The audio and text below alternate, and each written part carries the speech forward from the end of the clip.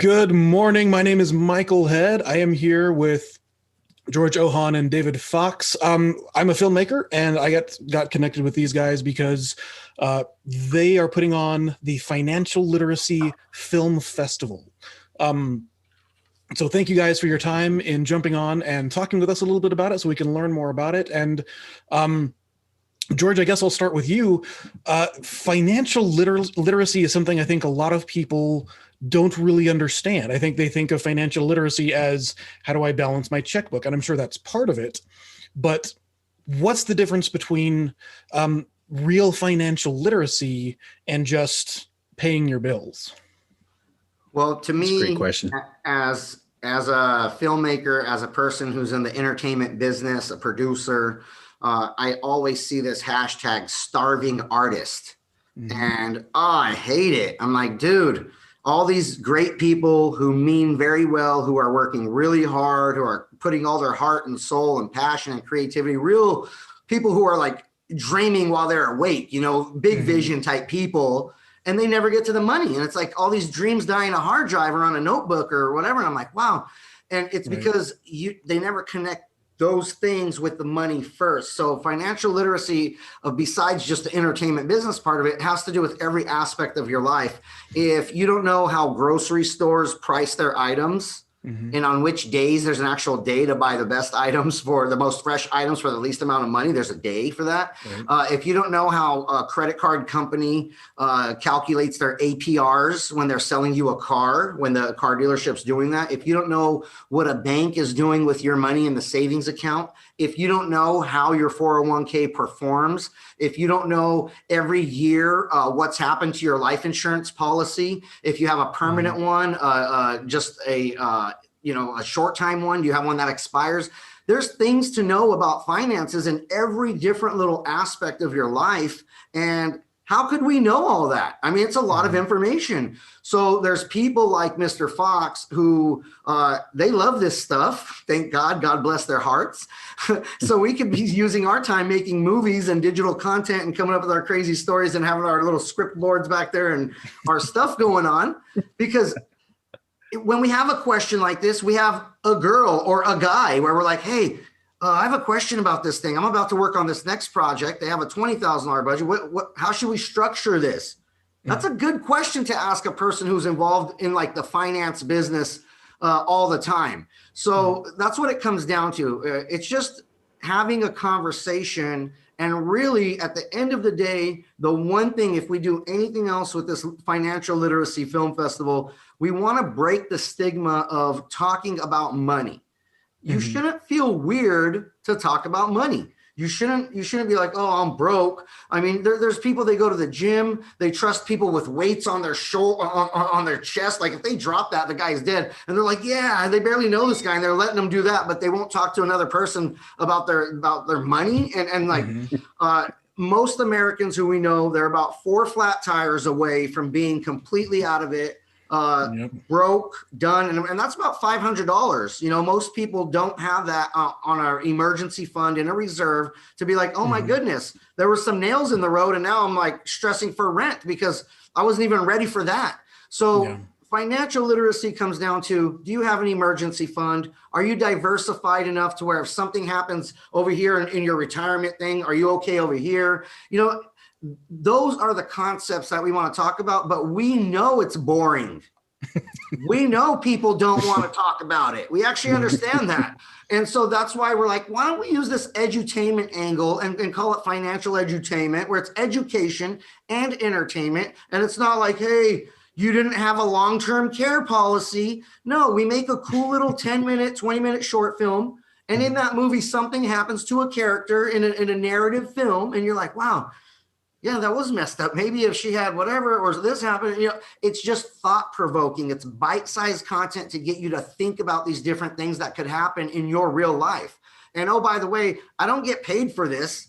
I'm not on payroll. There's not a company giving me money to put together this Financial Literacy Film Festival. This is out of my pocket and just with the sponsorships of generous people who want to say, that's pretty cool, George. I'm down with that. I like that mission. Here's a couple $100. Like, What else could we do? I mean, there's a lot of editing, there's a lot of marketing, there's a lot of just getting this thing going. And why is it so important? There's underserved communities. People don't have this information. There's really, really smart people who are doctors, who are lawyers, who don't even have this information because they're using all of their time in their life being a doctor or a lawyer. So even they don't have this information.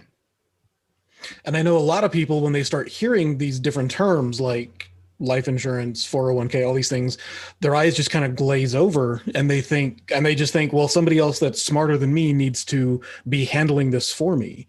And I think that can lead to a lot of issues for people if they don't understand, like you were saying, where things are going, what they're doing. I know the kind of funny story is always somebody's like, yeah, I had all this money in my, investment plan, and then suddenly my investor ran off with it. So not how do you story? Yeah, not a funny story, but not a funny story. How do you balance out what you were saying, the edutainment part of it, with real practical information that the audience can walk away with and say, hey, I need to get in touch with people like this, or I need to be able to find resources to learn about that? How do you balance out that? All I could do is bring this community of people together and say, hey, by the way, in this community, that guy, David Foxx, he believes in this type of information enough that he's sponsoring it out of his pocket and paying money so we can bring you these films for free. Like the Financial Literacy Film Festival thing is $15 for the pass. But if you put in code FINLIT, it's free. You get a free pass with the code FINLIT. Mr. Foxx is paying for that. Mr. Foxx pays for all those passes. And it's important too. I mean, George, I'm sorry if you'll let me, Michael, that was a great question that you had even at the beginning. And thank you for actually taking the time with us today. Time is valuable, and your expertise and your creativity is not something that I have been blessed with. So I'm very fortunate to be in your company as well as with Mr. Ohan. But, I already see the need and I see it daily. It's something that I'm in the industry and I see it on a personal basis. Our schooling system is kind of missing the boat. They are not really equipping us to even teach, high school seniors how a credit card works, or how to start your credit working on a positive note instead of a negative, maybe getting grants or college money. They've got all of this money that's now just being sent to them in a check, and they're going and buying the latest, TV or gaming system, not realizing that there are ramifications of the decisions that they make on a daily basis. Right. So this is so important. But imagine me trying to either call someone or door knock and say, hey, I'd like to inform you a little bit on some financial avenues that will help you in your future. That's probably not going to work. That's old school, like how it used to work. And now when you have someone knock on your door, everyone's be quiet, let's run to the corner. He's selling solar or steak knives or something. Right. So this absolutely, so this just absolutely makes sense. Now you've got entertainment with creative mindsets like you guys, and writers and directors and producers, like the massive amount of talent that are behind these videos. If people even had an inkling to know how much it actually takes to do these things, like I've been able to see behind the scenes more working with George. But, that message is so important, even with the people who are on set. Having these ideas of like, hey, they don't work for an employers. Many of them are like they're working for themselves. Like they're putting their information out there, their talent, which is incredible. So once they end up getting paid for a film, like they're waiting until their next spot and hoping it'll stretch out. But there are things that they can do to make sure that they set themselves even a payment or a paycheck until that moment happens. I've talked with a lot of people that are beginning in the industry, and they talk about, and I will freely admit, I'm still learning the business side of things, the business side of show business. It's not show art. Yeah. But a lot of times what I talk with about beginning people is, I mentioned selling yourself, and they're like, oh yeah, that's being on set, that's being positive. It's like, no, it's you're on job one. Where does job two come from?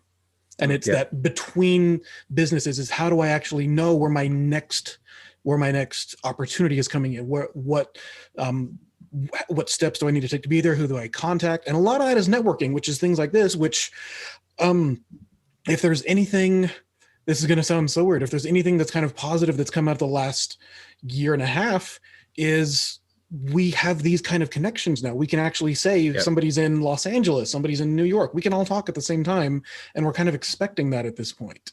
Yep, So exactly.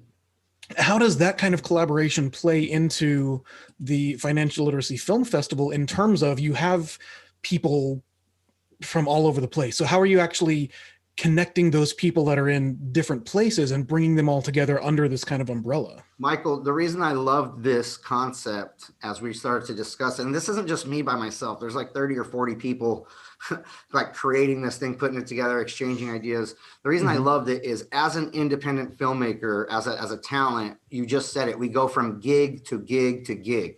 And that's why it doesn't work. That's why this thing doesn't work like that, okay? With independent people, we need passive income. We're going to need something that gives you money constantly when you're between gigs. And that's where it made sense with the finance people. And then going back to what you were saying, if somebody's here watching this edutainment, we're not giving you a nationwide commercial, which that's one of the companies that Mr. Foxx offers for his products. But we're just saying, hey, Mr. Foxx is here. His thing's BFI Financial. He's a sponsor of this thing that you happen to be enjoying. Reach out to him, have a conversation. He's here, you're here. Let's talk. We're trying to make it way more informal. We're trying to take away this awkwardness of like the money guy. And it's free. It's a complimentary consultation. It's a free little 1 hour Zoom or 15-minute Zoom or however long you want to do it. But questions, the seeking the knowledge is free. He's on like an educational platform where he's informing you about what are your options. First of all, if you wanted to send Mr. Foxx money, say, hey, here's money for whatever to let's do business, you can't. He can't take your money. He's not even set up that way. As a financial professional, as a financial services professional, he's not even set up. You can't send him money. You couldn't Venmo him. You couldn't send him a check. You can't buy something from him. If you go to his website, he doesn't sell anything. He offers the education. He offers the consultation. At the end of it, when you see the Swiss Army knife of services that truly are available to you, you're like, wow, I think I like B and G over there. I like A and C. You're going to people know they need something. People know they want something. But what's available? Who do I trust? Is there credibility here? Do I have rapport with this person? This is what the whole film festival is about. It's like just, you might meet somebody on a Facebook post and never even register for the film festival and get to the film festival. So what? I did my job. I created a conversation that was trustworthy enough that you guys had your conversation and you became more financially literate. That's what this is all about. Yeah, Michael, yesterday we had a call with a group of individuals from Puerto Rico. And, you know, just because the world is getting a lot smaller and being in contact with Puerto Rico and Antarctica, like, I don't think I've ever spoken to someone in Antarctica, but just because of the film festival, that's amazing. Wow. Now they became sponsors, you know, just because they understand the need and they see it, you know, a lot more clear. But I have to ask, are they like penguin trainers or no? Right, right, exactly. From an army base, how crazy! Like my own wolf pack of people, and it's a civilian working out there as a nurse, and he self-taught himself how to computer generate the entire base. And it's so good. The United States federal government has reached out to him, like, can we use your rendering, your CG rendering of this thing in our trainings? Wow. It's amazing. It's amazing. That's great. That's great. But like, yes, to have all of them combined together, like you said, making the world smaller, you know, it doesn't really matter where you live, where you're at, you know, you can be a part of something that's greater than you are. And everyone seems to have a collective mind and understanding that they all wish they knew something financially earlier than they did. So even if they don't know the information today, you know, getting to a greater point or a position to where they can learn it earlier to put themselves in a greater point to where they can start having options instead of being forced into a company or working at a job or working, you know, when they don't choose to or want to. Now they have options because they have available collateral that they've been growing and compounding in secure accounts for the rest of their life. That's a good point with the fact that there's Puerto Rico, there's West Africa, there's Antarctica, there's this like we're connecting the world with this thing. And what you were talking about earlier of, well, what can the people do between the gigs? they can try to earn something with passive income, and they can use a technology platform that gives them access to broker a lot of different services. And that's the kind of stuff that Mr. Foxx can set up a private Zoom about the finance side and say, hey guys, have you kept your options open? Do you keep your business options open to earning some passive income? Let me show you a few people. This is how they're doing it right now. And it's not for everybody. Not everybody's mind can wrap around a business concept, but a few people are going to love it. The producer types are going to be all over it because they're going to get it. They're going to say, oh yeah, that's how the money keeps coming in to fund my other projects. Now I get it. See, when I first got into producing in Hollywood, I thought, oh, somebody, hey, George, you're a cool producer. Here's money. Go play. It did not happen like that ever. So then I figured it out. I'm like, wow, okay. Even a lot of the people who I went to film school with, they're back at Best Buy, they're back at Guitar Center, they're back working wherever, but they're not producing anymore. And because they never figured out the passive income side of things. And hopefully this can start conversations for people who are not in the film industry. They just want some financial, questions answered, and they could talk to a person. Or there's a filmmaker who just wants more connections in the film world. The person who's getting involved in this entire movement, in this entire event, the Financial Literacy Film Festival, you have to decide, what am I offering and what am I asking for? I hope you find a lane for yourself. We've brought together a pretty big thing here. And if you look at all the logos and the different organizations and the companies involved, we've got a pretty top quality bill here. Kind of along those lines, I know for some people, they're living so paycheck to paycheck that it doesn't seem like some of these things are options. Now I'm talking just to the general public. It does apply to like gig people that they don't go for a gig for 2 months and they don't have air conditioning for 2 months because they can't afford to pay for it. Right. So how do you balance out that part of making that passive income where you do have to have at least a little bit to start laying that foundation for stability in the future? Michael, I didn't want this to, and I'm not going to, make it a pitch for what I do. However, there are opportunities that you can look all over the place. Like even with our company, there's, our COVID opportunities program right now, to where you actually get sponsored to go through and, do the requirements that you're set to actually get started in our industry. So there are things that you can find all over the place. You just have to be looking, and sometimes people just don't know where to start. But going to the website, even, befinanciallyinformed.com, to show a little bit more about what the industry is so that they can understand that, it's all relationship now. Helping individuals is no longer just like making a cold call to someone that you don't know, or like we're actively seeking those who are already looking for us. Just doing events like this allow us to get the chance to connect with those who are already thinking. It's like, yes, I need to care for my parents. Like my parents are getting older. Like my mother just recently passed away. And the greatest thing that my father ever did, thank you. The greatest thing my father ever did for her was actually get a long-term care policy for her. It paid out over $500,000 to keep her in her home, to provide around-the-clock care. She never was afraid or didn't know anyone that was around her. She was just comfortable the entire time, just because he put something small away into an account that just had compounding interest-bearing earnings for an entirety. But you mentioned it earlier. It's like even someone who's living paycheck to paycheck, they're 100% of what they're making is now going to a debt collector. If you think about it, getting to the point to where they can save 2%. Like what if they start off with just 2% of what they make to start saving for them? Because everything they're making is working for someone else. So Foxx, it's now time for our mindset to change. Our mindsets have to change. A lot of us creatives, we don't know that we can own our own plan. So that was another thing, Michael, that while living in Hollywood 7 years and being a filmmaker and doing stuff, it's like, I thought, man, I got to get a career. I got to get a job. I got to go work for a studio. I have to work for somebody so I can get my little 401k or my retirement started. I don't know why. I just actually don't. I'm kind of embarrassed, actually. Like, why didn't I just think I can go talk to one of these money person, a finance person, and set up a plan, set up something for myself on my own in my own name, George Ohan, and just like contribute to it. I really did not think that's an option.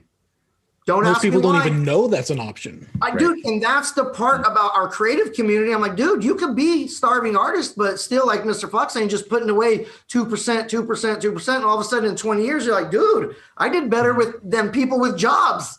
Pretty cool. Yeah. Kind of, this is not the first year of the Financial Literacy Film Festival, right? So, can you tell us a little bit about the history of it and what it's done before, how many films you've had, and how many people you've reached? We created, last year was unique because we created 8 films on our own. The executive producers, the filmmakers, I mean, Michelle Murray drove out from Texas to California to come direct the film. Yeah, Brought she's her pretty actors, amazing. brought crew. I mean, it was amazing. We created all the films. We had a program called Teach, Coach, Mentor. We taught people about filmmaking, and it was just from the ground up. We edited the films. We distributed the films. We had online streaming of it. It's like, we're not trained in all of this stuff, but we made it happen. And this year we partnered up with Qudio, much more stable, amazing platform that's doing like, really big things. And we've progressed to curating films. We got some really, really top talent. Jerrica Hinton is the lead of our first film, and she's on the critically acclaimed Hunters on Amazon Prime, and she's also on Grey's Anatomy. So we're now associated with that. We're growing quickly. With this festival here, we're probably going to, and I'm saying probably because I haven't secured my Australia project yet officially until I see it, until I see the contract, until I see the agreement in my email. I can't talk about it, but we're probably going to connect all 7 continents with just this one little baby event.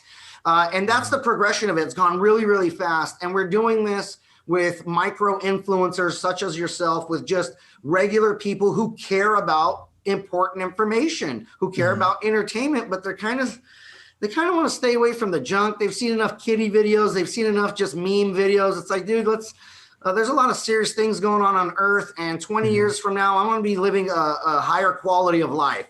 So we've progressed a long way, but it's always very inclusive.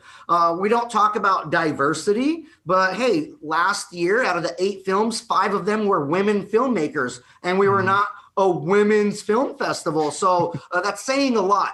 And then as far as the other, as far as those 8 filmmakers, 4 of them, I think were Latina. So that's another thing. We're not trying to be checking the blocks, but hey, we're already just there because of who we know, our natural associations. One of our films that's going to be screening in the upcoming weeks is from Taiwan. And, God bless the people in Taiwan. There was some tragedy out there yesterday. And there's been a lot of recent crime waves against Asian Americans and Asians across the globe. We want to condemn that stuff. But once again, we've been working with the Asian World Film Festival for over 5 years. We've chosen this film. We've included it from Taiwan. And it wasn't to be like, hey, look, we care about the community. No, we love the movie. It's called Homeless. It has a financial literacy message. We're like, oh my God, these people all the way over there are making the content that we want. We sought them out. We went and got that movie. So that's the amazing part of it, is just naturally, because of we're staying in our lane. We're not trying to do too much over here. We're financial literacy and edutainment. We're finding like-minded individuals, or finding a bunch of people. Our reach hasn't reached where we know the potential could be. But if I get 100 people on Qudio tonight, April 2, at 6:30 p.m. PST, that's a complete W. That's a huge win, because we have a digital cinema experience that we've created. We've gotten a bunch of families to slow down, hang out at 6:30 p.m. at one place and one time in their living room, wherever, and say, hey, oh yeah, on that night at that time, we did do the Financial Literacy Film Festival 2021. We were there. Oh yeah. And it seems weird, but wow, we were creating that together, this little tribe, this little wolf pack, including you, Michael. That's what we're doing. If there's people that can't attend at that time, is there an option to watch it at a later time or date? Like, is it going to be saved and for future viewing? No, sir.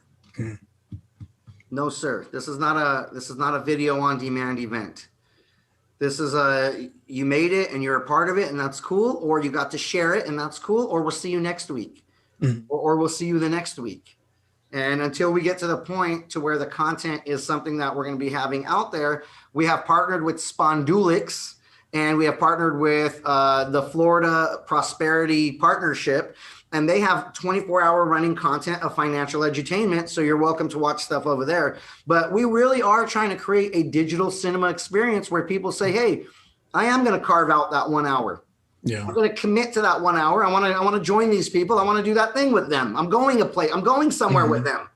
And there's a little bit of FOMO there too. So you can say, hey, were you able to watch this? Oh, I can't. And that creates another opportunity for sharing that information between people, that you can say, you can tell somebody, I saw this, you can't watch it again, but the next one's coming up. I just believe that, and you're making a great point about the FOMO, but that's not what we're going for. I want to make I want to make that bond more special. I want to make that human connection more unique, more authentic by saying we were there. We were there. We did that thing. And right now during time of COVID, because we can't do that, I'm making these relationships for when we are free and clear and everyone's open again, we have real life bonds and relationships as if we were in Hollywood networking. You could not build this type of relationship if you were in Hollywood networking, unless you spent 5 years and went to a bunch of places and broke off away from that networking thing and went to somebody's living room and really met them. We're doing that in a 1 hour span. It's amazing. Yeah, that's awesome. Thinking about the future, obviously this is something that we all hope continues and is going to continue to grow and continue to reach people.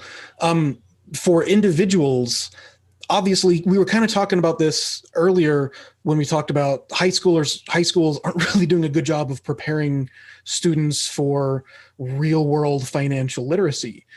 Have you thought about doing something that kind of reaches down into the high school level? Because obviously the earlier you start this planning and this investment in yourself, the more it's going to grow over time.